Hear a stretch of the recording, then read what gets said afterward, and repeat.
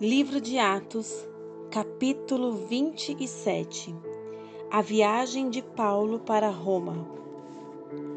Quando ficou decidido que navegaríamos para a Itália, Paulo e alguns outros presos foram entregues a um centurião chamado Júlio, que pertencia ao regimento imperial. Embarcamos num navio de Adramítio, que estava de partida para alguns lugares da província da Ásia, e saímos ao mar, estando conosco Aristarco, um macedônio de Tessalônica.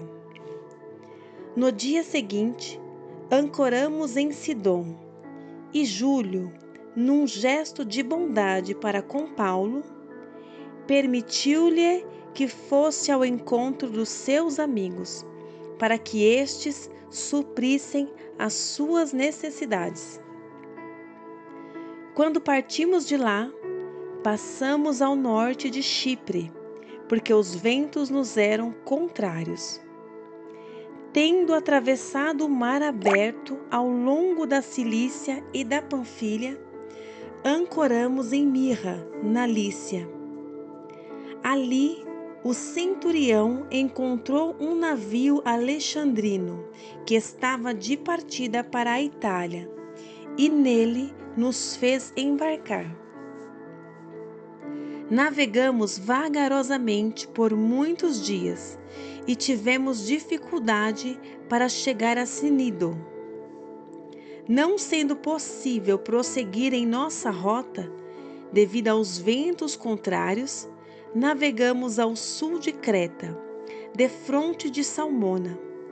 Costeamos a ilha com dificuldade e chegamos a um lugar chamado Bons Portos, perto da cidade de Lazeia. Tínhamos perdido muito tempo e agora a navegação se tornara perigosa, pois já havia passado o jejum.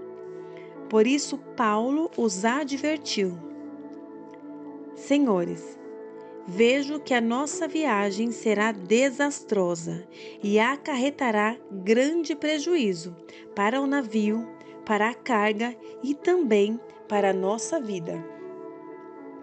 Mas o centurião, em vez de ouvir o que Paulo falava, seguiu o conselho do piloto e do dono do navio.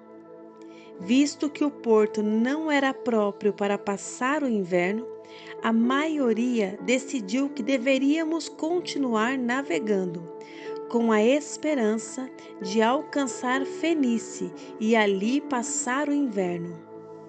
Este era um porto de Creta que dava para sudoeste e noroeste. A tempestade. Começando a soprar suavemente o vento sul, eles pensaram que haviam obtido o que desejavam. Por isso, levantaram âncoras e foram navegando ao longo da costa de Creta. Pouco tempo depois, desencadeou-se da ilha um vento muito forte, chamado Nordeste. O navio foi arrastado pela tempestade, sem poder resistir ao vento. Assim, cessamos as manobras e ficamos à deriva. Passando ao sul de uma pequena ilha chamada Clauda, foi com dificuldade que conseguimos recolher o barco salva-vidas. Levantando-o, lançaram mão de todos os meios para reforçar o navio com cordas. E temendo que ele encalhasse nos bancos de areia de Sirte, baixaram as velas e deixaram o navio à deriva. No dia seguinte, sendo violentamente castigados pela tempestade, começaram a lançar fora a carga. No terceiro dia, lançaram fora com as próprias mãos a armação do navio. Não aparecendo nem sol nem estrelas por muitos dias e continuando a abater-se sobre nós grande tempestade, finalmente perdemos toda a esperança de salvamento. Visto que os homens tinham passado muito tempo sem comer, Paulo levantou-se diante deles e disse: Os senhores deviam ter aceitado o meu conselho de não partir de Creta, pois assim teriam evitado este dano e prejuízo. Mas agora recomendo que tenham coragem, pois nenhum de vocês perderá a vida, apenas o navio será destruído.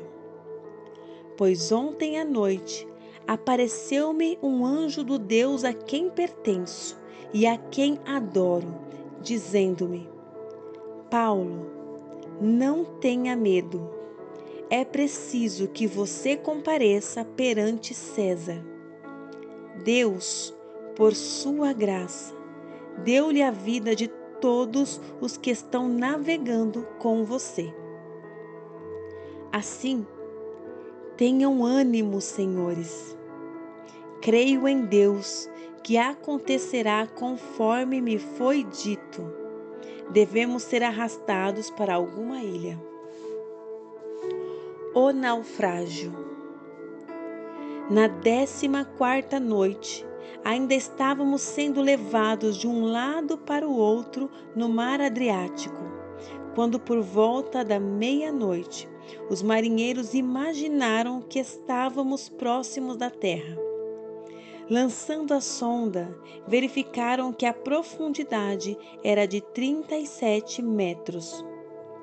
Pouco tempo depois, lançaram novamente a sonda e encontraram 27 metros.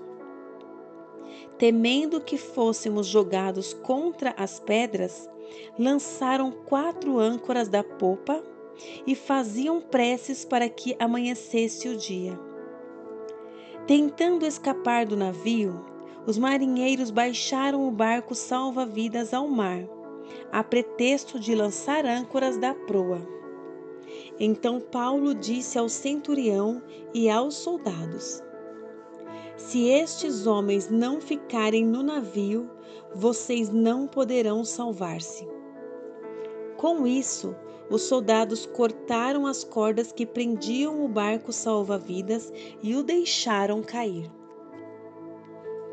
Pouco antes do amanhecer, Paulo insistia que todos se alimentassem, dizendo: Hoje faz 14 dias que vocês têm estado em vigília constante, sem nada comer.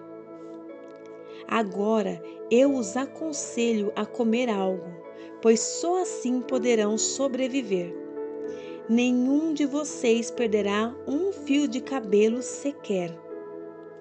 Tendo dito isso, tomou o pão e deu graças a Deus diante de todos. Então o partiu e começou a comer. Todos se reanimaram e também comeram algo. Estavam a bordo 276 pessoas. Depois de terem comido até ficarem satisfeitos, aliviaram o peso do navio, atirando todo o trigo ao mar. Quando amanheceu, não reconheceram a terra, mas viram uma enseada com uma praia, para onde decidiram conduzir o navio se fosse possível. Cortando as âncoras, deixaram-nas no mar, desatando ao mesmo tempo as cordas que prendiam os lemes. Então, alçando a vela da proa ao vento, dirigiram-se para a praia. Mas o navio encalhou num banco de areia, onde tocou o fundo. A proa encravou-se e ficou imóvel, e a popa foi quebrada pela violência das ondas. Os soldados resolveram matar os presos para impedir que algum deles fugisse jogando-se ao mar. Mas o centurião queria poupar a vida de Paulo e os impediu de executar o plano. Então ordenou aos que sabiam nadar que se lançassem primeiro ao mar em direção à terra. Os outros teriam que salvar-se em tábuas ou em pedaços do navio. Dessa forma, todos chegaram a salvo em terra.